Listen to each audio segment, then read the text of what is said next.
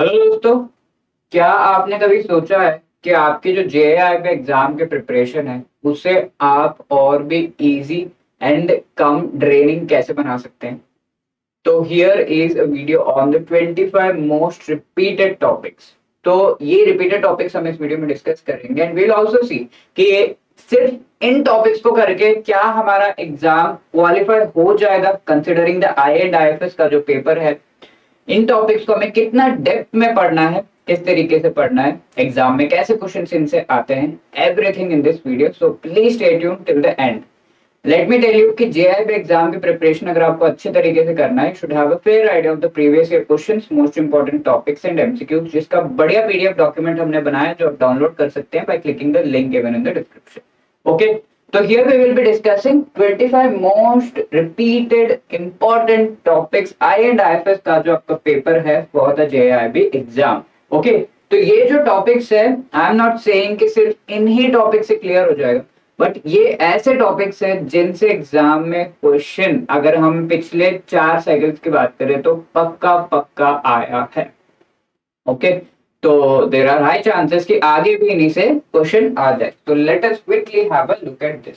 सबसे पहली बात तो ओवरऑल वेटेज की जब हम बात करते हैं, ऑल्दो ट्रेंड थोड़ा चेंज होता रहता है, बट ओवरऑल वेटेज में मॉड्यूल डी टॉप करता है। Okay, in all the 4 modules of I and IFS का जो सिलेबस है उसमें मॉड्यूल डी से सबसे ज्यादा क्वेश्चन आते हैं।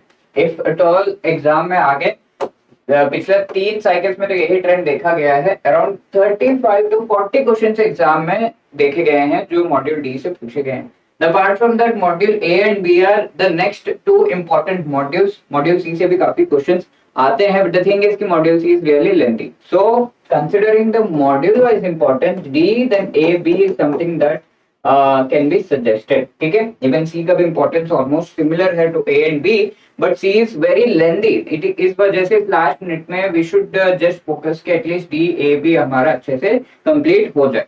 Now moving to module A, इसमें कौन से इंपॉर्टेंट टॉपिक्स है, let us have a quick look and इस इन टॉपिक्स को करके यस वी कैन, अगर हमारा किस्मत अच्छा होगा, वी कैन एक्सपेक्ट कि 50+ मार्क्स भी आ जाए, बिकॉज बहुत ही ज्यादा रिपीटेटिव ये सारे टॉपिक्स है हर एक साइकिल में। Even in most of the shifts जो इस साइकिल में होते हैं आई एंड एफ का पेपर का, उसमें भी ये क्वेश्चंस, ये टॉपिक से क्वेश्चंस पूछे गए हैं। Now coming to the first topic, basic characteristics of the Indian economy. World bank के जो क्लासिफिकेशन है, कितने टाइप्स की क्लासिफिकेशन है, what are the classification, India कहाँ फॉल करता है, ये सब पूछ लेते हैं। हाफ पेज का टॉपिक है, please go through in chapter 1। Second chapter, sectors of Indian economics में सनराइज सेक्टर से 1-2 क्वेश्चन तो आ ही जाते हैं एग्जाम में, so you should be really well prepared with this particular thing. Fourth chapter में से role of priority sector MSME, इसमें priority sector जो इंडिया में आइडेंटिफाई किए गए हैं, priority sector lending norms and MSME का जो क्राइटेरिया है, these are very important from the exam point of view. इनसे क्वेश्चन तो पक्का ही देखा गया है। ओके, पक्का पक्का क्वेश्चन आता है। एक टेबल है एमएसएमई क्राइटेरिया का, वो आपको पढ़ना है। And let me tell you, budget जो रिसेंटली आया था 2025 फरवरी में, उसमें उस क्राइटेरिया को मॉडिफाई किया गया है। तो आई वुड से एक बार वो मॉडिफाइड क्राइटेरिया ऑफ एमएसएमई भी पढ़ के जाएगा, बिकॉज देर आर चांसेस कि पूछ रहा हो, तो पूछना तो नहीं चाहिए, दिसंबर से पहले का ही पूछना चाहिए, but then if they ask you as per the budget 2025, then you should be ready to answer. तो ये कुछ मॉडिफिकेशंस है 2025 में जो किए गए, please go through that also. Apart from that, यहाँ eighth chapter is very very important. I would say chapter 8, 9 and 10 पूरा का पूरा अच्छे से पढ़िएगा। But even then if the time is less, you can go for these topic, that is FDI, FI and recent trends. Also जो economic development and growth है, उससे भी क्वेश्चन आते हैं, तो please go through. Climate change sustainable development goals वाला जो chapter number 10 है, यहाँ पे chapter 9 I did not mention because पूरा ही पढ़ना है, फुल चैप्टर। ठीक है, इसमें कोई एक्सेप्शन नहीं है। 3 ऑर्गेनाइजेशंस है, आईएमएफ, वर्ल्ड बैंक, डब्ल्यूटीओ और वेरियस अदर रीजनल ऑर्गेनाइजेशंस। तो उनसे ये 3 ऑर्गेनाइजेशंस तो एटलीस्ट आपको अच्छे से पढ़ना है।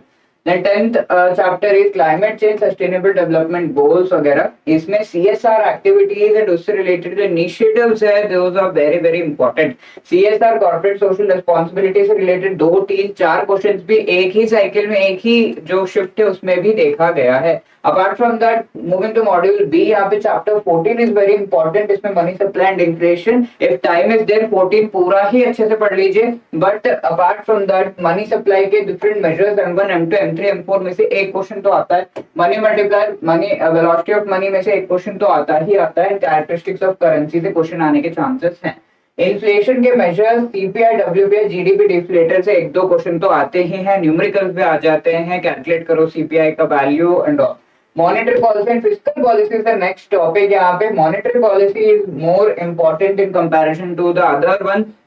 इसके टूल्स है बहुत सारे, repo rate and CRR SLR and market stabilisation scheme, bonds को लॉन्च करना, स्टेरिलाइजेशन, ये बहुत सारी चीजें, तो ये सब से क्वेश्चन आता है। That is why I am repetitively telling, ये सारे टूल्स ऑफ मॉनेटरी पॉलिसी में आते हैं। National income and GDP concepts, इसमें जीडीपी कॉन्सेप्ट से बहुत सारे क्वेश्चंस आते हैं। जीडीपी, जीएनपी, एनएनपी, एनडीपी, ठीक है, इन सभी से जीबी इन सभी से क्वेश्चंस पूछे जाते हैं, तो please go through really well. And union budget जो चैप्टर, उसमें रिसीट्स एंड डेफिसिट से क्वेश्चंस पक्का पक्का एग्जाम में आते हैं, तो you should be very well versed with that. तो मॉड्यूल सी की बात करें तो इंडियन फाइनेंशियल सिस्टम, इसमें चैप्टर 20 में ये 12th टॉपिक है, that is phase 2 of the Indian financial system का development, that is bank nationalisation.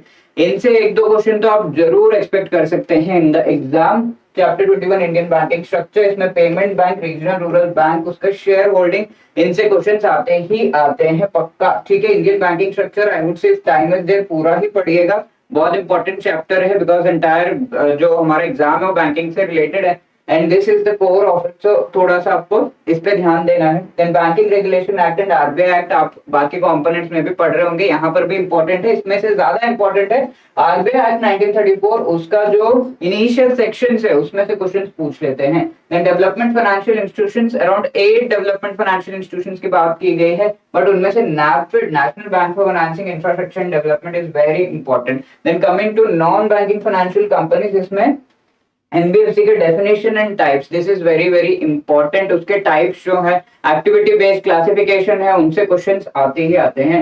28th chapter reforms and development in the banking sector, अगर हम ये देखें तो बैड बैंक्स का जो कॉन्सेप्ट है इसमें से क्वेश्चन पूछ लिया जाता है, that is NARCL. Now comes module D. अब मॉड्यूल डी में हम देखेंगे कि चैप्टर नंबर 30 जो है, इससे in previous exams around 8 to 10 question पे पूछे गए हैं। 7 टाइप्स ऑफ इंस्ट्रूमेंट्स की यहाँ पे बात की गई मनी मार्केट के, तो उन सभी से ऑलमोस्ट क्वेश्चंस आए हैं। Most important are these, notice term money से आता ही आता है, ट्रेजरी बिल से आता है, certificate of deposit, commercial paper, tri party repo से क्वेश्चंस आते ही आते हैं। These are very star marked topics, इनको तो आपको छोड़ना ही नहीं है, पक्का क्वेश्चन है। Fixed income market, debt bond market, इसमें bond valuation and theorems, RBI retail direct scheme, इनसे क्वेश्चंस पहले पूछे गए हैं पक्का पक्का बार बार। 35th chapter is also very favorite of IIBF and IFS के पेपर में आता है, डेफिनेशन एंड सेबी रेगुलेशन जो उनसे क्वेश्चंस आते हैं।